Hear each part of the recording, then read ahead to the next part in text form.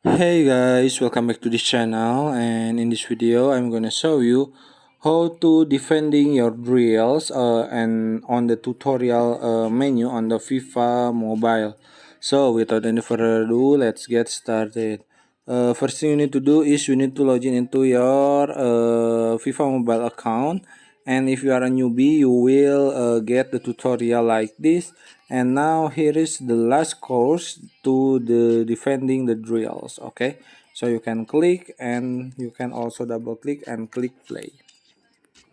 You can waiting for the loading just a second, and after that you will try or you will learn how to defending drills. Okay, and now you can click sprint and tackle like this.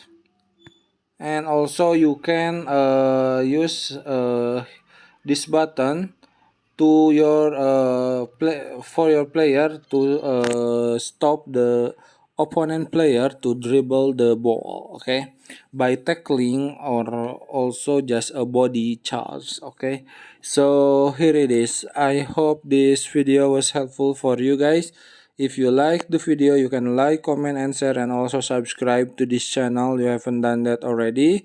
And if you have a questions, you can leave it in the comment section down below. Thank you so much for watching, and bye.